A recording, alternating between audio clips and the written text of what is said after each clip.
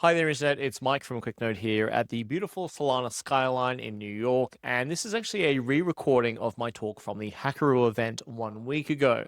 Apparently, it was a pretty good session, but during the time, the internet got disconnected a couple of times.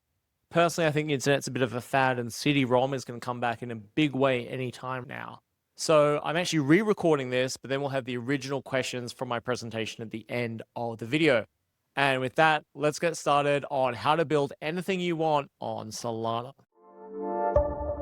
So I wasn't kidding about that title. This is going to show you how to build anything you want on Solana. Specifically, it's going to show you how to take ideas and turn them into Solana programs. So who am I? I'm Solana Developer Relations at QuickNode, which means I'm here to show you how to build cool things on Solana using QuickNode. There's two reasons you should use QuickNode. The first is that we have great RPC. We actually run live benchmarks against all our competitors all the time, and you can go there using that URL now to make sure we are the best provider all over the world at any time. The other thing is we give you everything else you need to build. So if you're building a blockchain app, you probably won't just need RPC. You might need prices, you might need anti-MEV tools, you might need KYC, you might need all different kinds of real-time data analysis tools or historic tools. And QuickNode provides all of that in our marketplace. So if you're starting a new thing, QuickNode is the best place to do it. That's enough about us. Let's talk about you. Now, are you in the right place right now? If you know what a Solana program is and you've built something in the past using Anchor or Pinocchio, if you know what an instruction handler is and what a PDA is, and if you've built a program that can receive tokens, store them, and transmit them, this is the right talk for you. And if you haven't done those things before, it's okay. There's two other talks I'm going to link to here. They'll also be in the show notes, which will show you, firstly, how to build your first on-chain program that does all these things. And the second thing is how to use SolanaKit, so how to talk to that program from a web browser or a mobile app using TypeScript. So watch those videos, come back, and let's go. So we're going to learn three things today. The first is how to take an idea and turn it into a Solana program. The next thing I'm going to talk about is useful tools other than the token program. Tokens are fantastic. They're how we transmit value on Solana. But there's a lot of things out there that you can use to do more interesting things in your Solana programs, and they may make a huge difference to what you create. The final thing I'll talk about is how to win hackathons. I've won hackathons before, and I'm going to show you really where the mentality is at right now with investors who are often the judges for most hackathons, because I think there's a lot of people who are still stuck in kind of the 2022 idea of blockchains, and most of those things have changed. So let's start with three fundable ideas that we can turn into Solana programs. The first is what's called a dead man switch. The idea came from this person, Blockiosaurus on Twitter, who wants to set up a will where, unless he proves he's alive every year, funds get sent to his spouse, which is actually pretty good. Families of people who own digital assets is a great audience. So it's a good idea for a hackathon, firstly, because it has that wide audience. It solves a big problem, which is the partner should only have funds in the event of the death. You shouldn't be giving out your private key to people who don't need that. You want to make sure they can only control your accounts if you actually die. And finally, the burden is on the digital asset owner to prove life rather than the partner to prove death. It makes more sense. It's easier to prove somebody is alive and doing things rather than to prove they are no longer alive. So let's build it. We're going to create a trust PDA. It's going to store some basic details, but the really important thing is we have the owner and we have the beneficiary. The owner is the person who has to prove their life, and the beneficiary is who will receive the funds. We also have a vault account, which is a token account that's owned by that PDA. There's not really that much to it. So we're going to have a few instruction handlers. The first is going to be for the owner to create the trust, and then also to prove life. And all that really does is firstly create the trust account and then update that last updated field within that struct. For the beneficiary, they can run the claim instruction handler. That's unpermissioned. It actually means anyone can run it. It's not a big deal that anyone can run it because the claim will only go to the beneficiary that's listed in that trust. So it will check the last update of the trust. If it's older than a year, it will transfer the tokens to a beneficiary. It's actually a pretty simple thing to create. For a hackathon, that may actually be fine. If you make this beautiful, if you make it easy to use, that might take you there. But there's a few things you could do to kind of spice this up a little bit. The first is automate the payments. So if the person dies and it's been a year since they last signed their proof of life, Nobody has to call claim ID. The funds just appear in their account. The second thing that would be really cool to do is make this easier for people who've never used blockchain before. So how do you give digital assets to somebody who doesn't normally use crypto? I'm going to answer both those questions in the second chapter of this talk. The next thing we're going to create is a PolyMarket for culture. This is a little bit more of a complicated app. So you've probably seen PolyMarket, Kalshi, DriftBet, Hedgehog. There's a bunch of these different apps around. People love being able to bet on the outcome of some particular event, a sports game, a election, whatever else. But it'd be really cool if people could actually bet on culture, specifically like the longevity of memes, etc. You might be thinking meme coins already do this, but they don't. A meme coin is a bet on the next set of idiots who will invest in the meme coin. That's really all it is. You'll still see Pepe the Frog everywhere, but your Pepe token isn't doing very well. Why? Because the value of the token is not tied to the value of the underlying meme in any way. People want a way to actually bet on culture, on whether some concept, some style will be around in a few years' time. Performative man would be a recent one. Will performative man still be a thing in 2027? Investors always talk about how culture will be the next big thing. There's a big essay by Joe McCann a couple of years ago, actually, saying how he's waiting for something like this to happen. So I think this is a pretty investable idea. People love proving that they have taste. People love making money by showing off their skills. Why not allow people to actually bet on the longevity of cultural trends? So we have an event. The important thing is each event has multiple outcomes. That's stored as a VEC of pub keys. I wish somebody had told me when I was first getting started with Solana, the way you represent a one-to-many relationship is a VEC of pub keys, because inside this vector will be a list of all the addresses of the outcome accounts we're about to make. There'll also be a winning outcome, and we'll also have a win pool, which is a token account that's owned by this event account. That's going to store all the money that is bet on this event, and we'll distribute that as winnings when we're done. Next thing we're going to do is create those outcomes that sit in that VEC of outcomes. We'll have a bunch of different things here, but the important bit is that each outcome has many bets. So we'll create those. And we're also going to keep track of the total amount bet on each outcome, because we'll need this later on when we're paying out the winnings. Finally, we'll need the bets, which is stored in that VEC of bet inside the outcome. This is all pretty self-explanatory. Really, we're just saying who bet and what they bet on. We'll have whether the bet has been claimed before, i.e. whether the winnings have been claimed. We'll do a few other things as well, because right now we can see the relationship between events, outcomes, and bets, and we can easily get all the bets for a particular outcome. But it's a little bit harder to get all the bets for a user, so we'll probably want to store that somewhere. We could store that off the blockchain if we wanted to, but Solana's fast. I want to store everything on chain, so we can just make a user account where we literally just store someone's address and a VEC of pub keys, which is all of that individual user's bets. There'll be a few instruction handlers we create for the authority. In other words, the admin will have create event and create outcome. We'll also have settle event, which sets a winning outcome for an event. For users, we'll have place bets, which moves their funds into the event's token account. And we'll have claim bet, which, if they won, pays them out with the transfer back to their own account. The way that winnings are calculated in these betting apps is really simple. You have the win pool, which is the total bet on the event. You multiply that by the amount someone bets, and you divide it by the amount bet on the winning outcome. So if I have an event with two different outcomes, outcome 1 and outcome 2, person A and person B both bet $25 on outcome 1, person C bets $20 on outcome 2. If outcome 1 wins, then person A will get $70, the total of the 25, 25, and 20, multiplied by their bet amount, which was $25, divided by the bets on the winning outcome, which is $50 minus some amount for a house take. So about $35.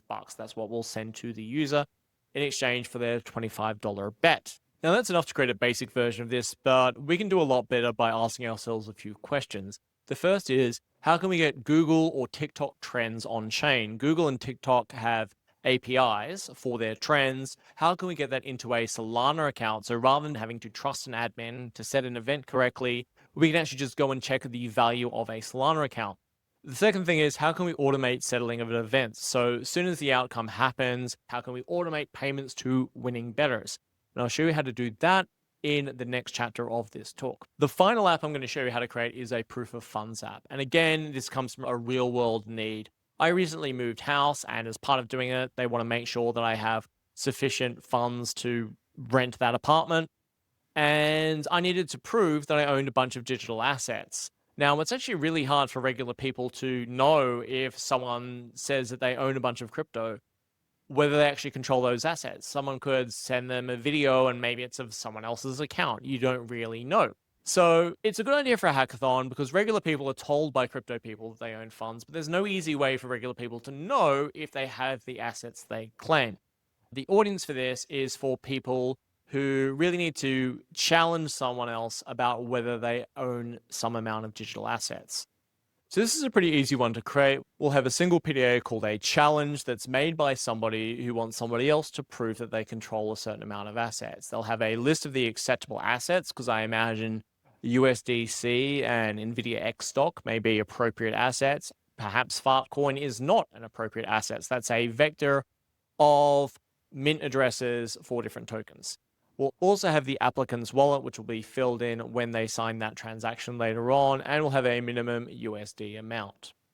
The instruction handlers for that are pretty simple. We have create challenge that's run by the agent. It will create that challenge PDA, and the user will run prove funds, which gets the balance of the user's token accounts, checks the values of those tokens using an oracle, and if it's true, updates the challenge result. It's a very, very simple thing to create. If you make this beautiful, if you make it so that it is understandable by real estate agents and they can go and create challenges and ask crypto people to sign things and see the results, then you would have something that I would consider to be investable, because right now, none of these people even know that such a tool could even be. But you can get a little bit further by asking yourself a few questions, which is, could we do this without revealing the wallet use? I might want my real estate agent to know I have a certain amount of funds, but I don't want them to know what I'm doing with my wallet in the future.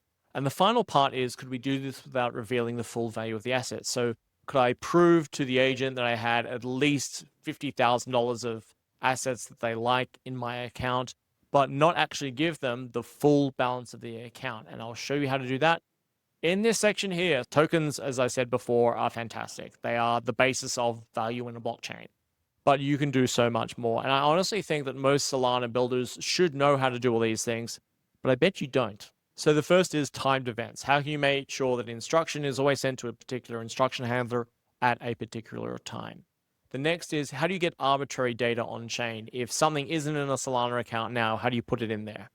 The next is, how do you send tokens without people knowing the details?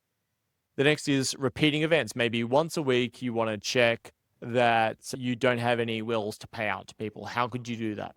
Next is, how can you get Solana addresses for regular people? If you see someone on the street, how do you get their Solana address? Do they even have a Solana address? Yes, they probably do. The next thing is, how can you get access to a whole bunch of tokens if you're doing something that needs that? Use them, and as long as you give them back, it's all okay. I'll show you how to do that.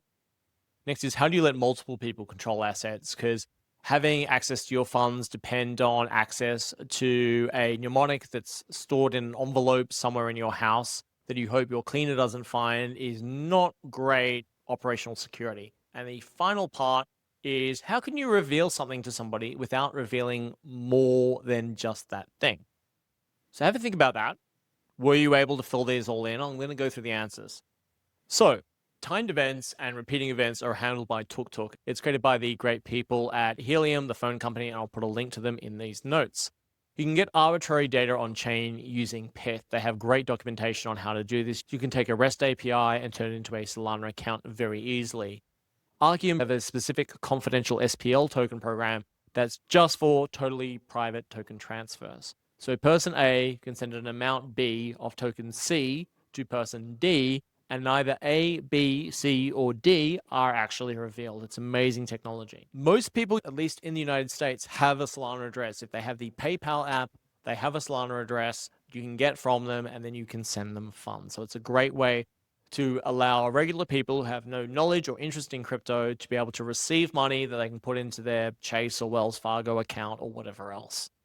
Save has a thing called a flash loan program that allows you to borrow millions of dollars worth of tokens at the beginning of your transaction, do something with other instructions in the meantime, and as long as in that final instruction you return the tokens, then everything's fine.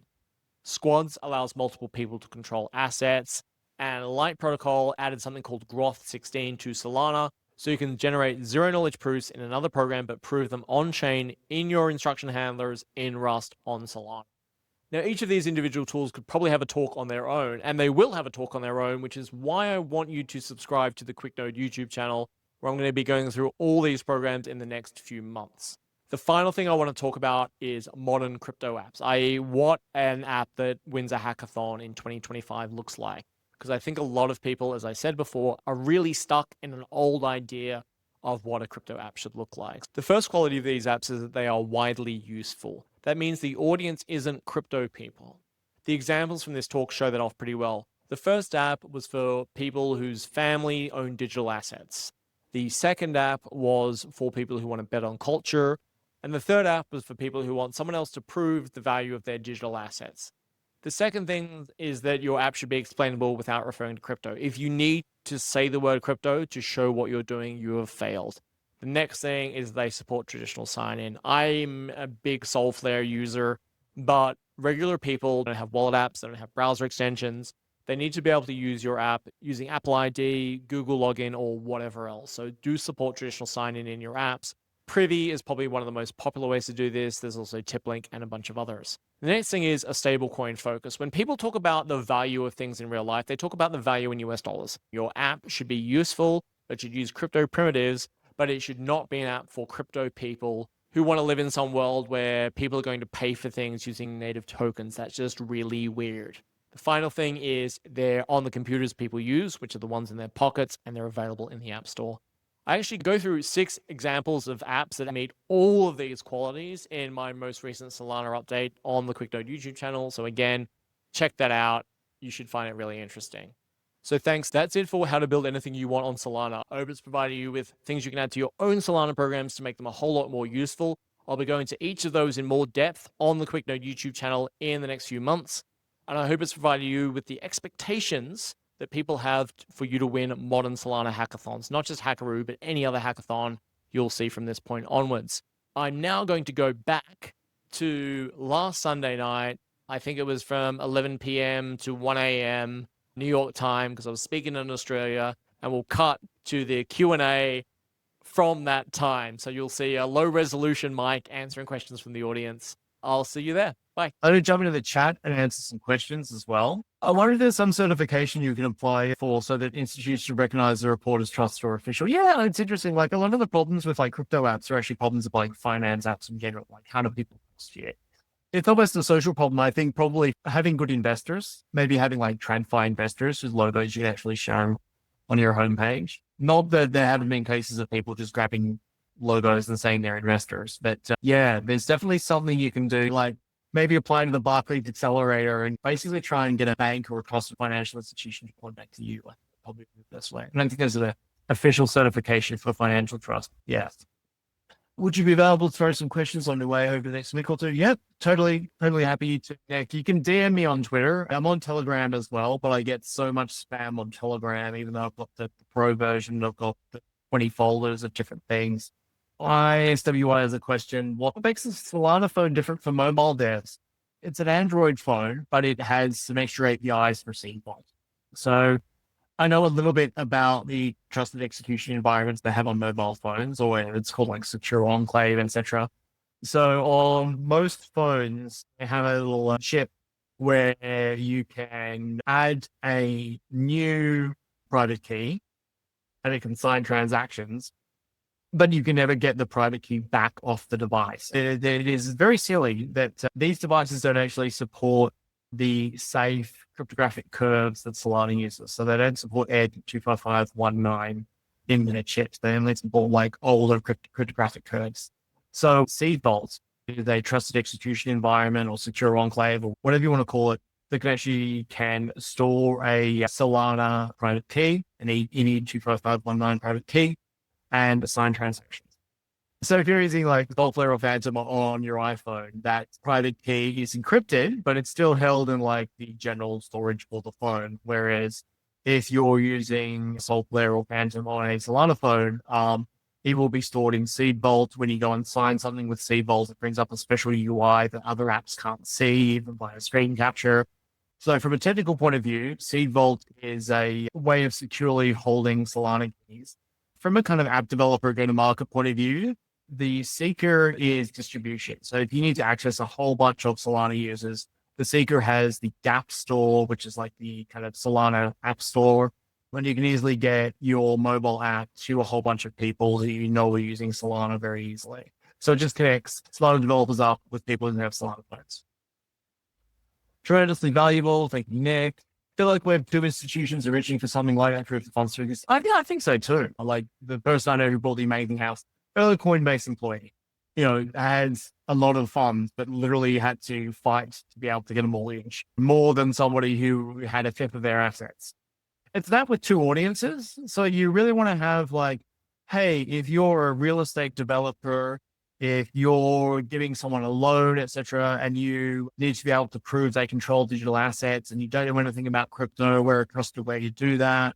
And then to other people like, hey, if you have a bunch of digital assets, here's a really quick and hopefully very private way you can do that. I think there's definitely a role for like some kind of RTM growth thing in there somewhere, because I don't necessarily want my real estate agent to be able to like see the balance of my wallet for the rest of my life.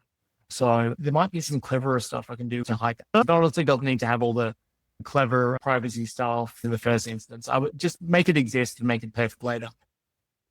Do you recommend Privy or another Web2 provider for normal users? Privy apparently seems to be the most popular. TipLink also making like a social sign-in wallet. There was another company called Moon something, which weirdly enough ended up selling to MoonPay, that also has a social sign-in wallet. I'm building a DAO structure and role. Any guide for me? Oh, interesting. I mean, the DAO is effectively kind of a multi-sig. So I'd investigate the squad's documentation. Some rules around, some quorum of people in the DAO needs to be able to vote on a proposal. I think that's it for questions. Hope that was useful. First talk, I wasn't sure if this was going to go half an hour or the full 2 or 4 hours or whatever else. Glad I got there in the end.